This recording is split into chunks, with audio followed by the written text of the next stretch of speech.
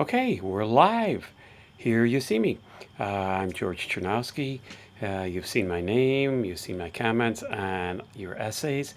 So now here I am in person. Okay, I am the guy that kind of originated this online introduction to Lit course, and I have an awful lot of fun with it. There's other sections of it, I was the first, and um, I don't know. I have a great deal of fun with it, so I hope that you do too.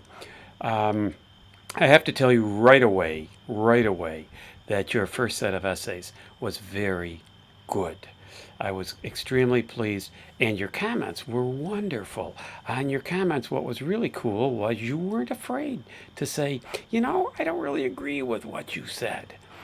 Or, oh, your essay really gave me a new perspective on this whole story.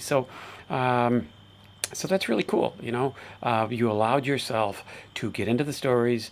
A lot of times you brought in personal things. People talked about personal losses, people who had died or things close to them that they had lost or whatever. And all of that makes it all more personal, makes it all more meaningful. So you're not just reading something in a vacuum. You're making it kind of part of you. Okay, so most weeks I'll try to put together a video and make some comments for you to give you a little bit more insight into what we're doing. As for your essays, my big thing is keep up the good work. Everybody seemed to have them, almost everybody seemed to have them posted on time.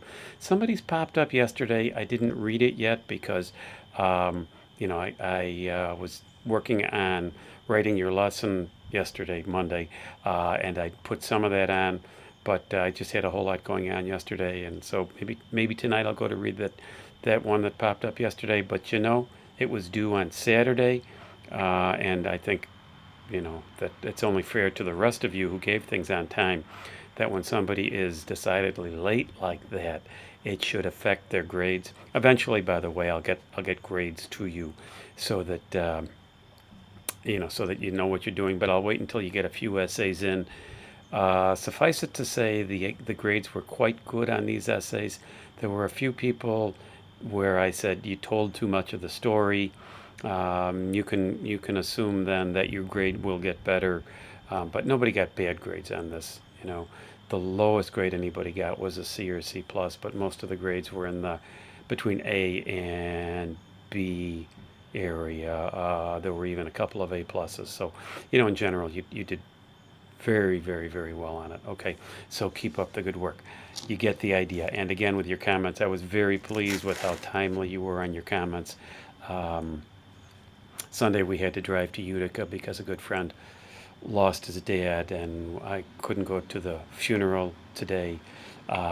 So we went up to Utica Sunday to spend time with them, and as a result, it cut down on what time I could get started, and the time I could spend on Sunday, which of course then gave me less time to start writing a new lesson. But we're okay. Moving forward, this is where we are. So each week we'll be doing a different concept. Most weeks I will have a video for you, and within the video I will have a question for you. Okay, and you need to email me personally the answer to the question before I will read your essay. So before noon Saturday, make sure you email me the answer to the question, and let me give you the question right now rather than wait till the end of the video, because sometimes at the end of the video it's like, oh, I forgot to put the question in. So let me give you the question right now. What was the most shocking thing in the story A Rose for Emily? What was the most shocking thing? Shocking meaning surprising or outlandish or whatever you want it to mean for you. And you can answer that in 1 or 2 sentences. You don't have to write paragraphs. Okay? Okay, so we want to talk about plot this week. Okay?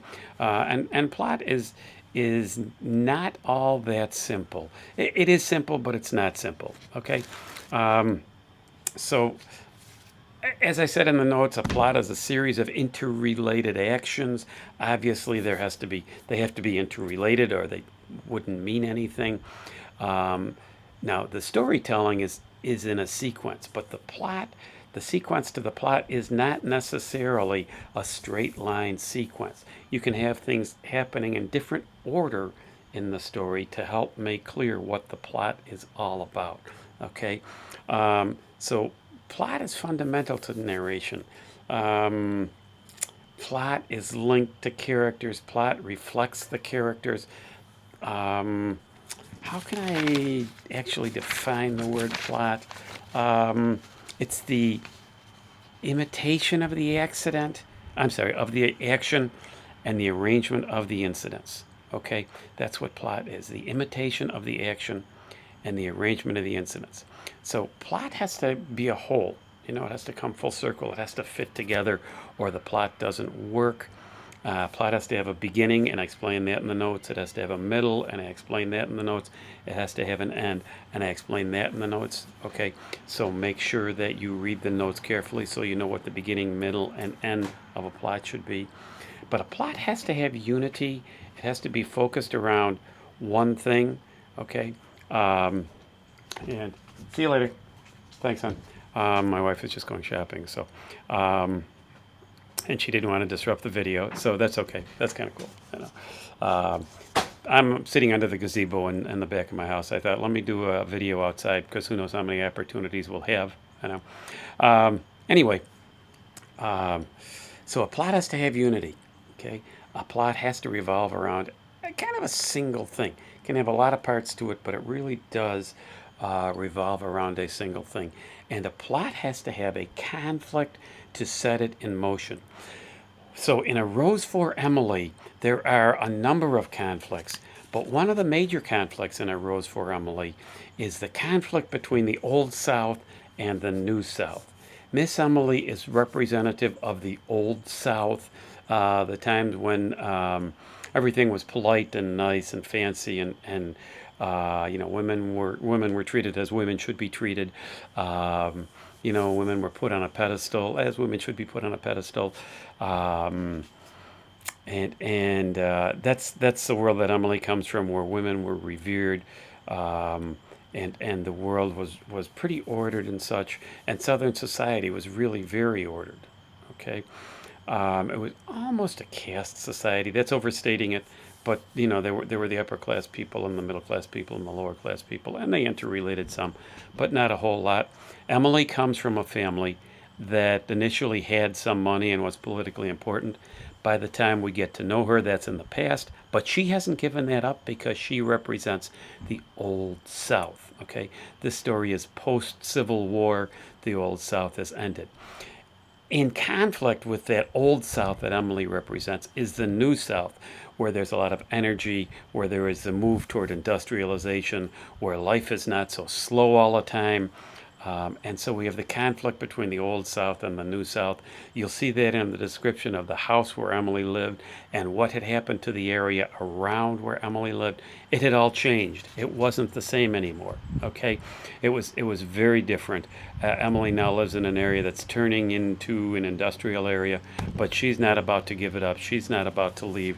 That's the conflict between the Old and the New South that really drives a lot of this story. Emily, again, wants to live by the Old South, and some of the people try to help her. You wouldn't insult a lady by asking her such and such. You'll see that question, okay? Now, it's important for you to know that the actions in the plot do not have to come in chronological order, linear order, okay? A story itself is set up in linear order, even if you don't get things in linear order. But a plot definitely does not have to be in linear order.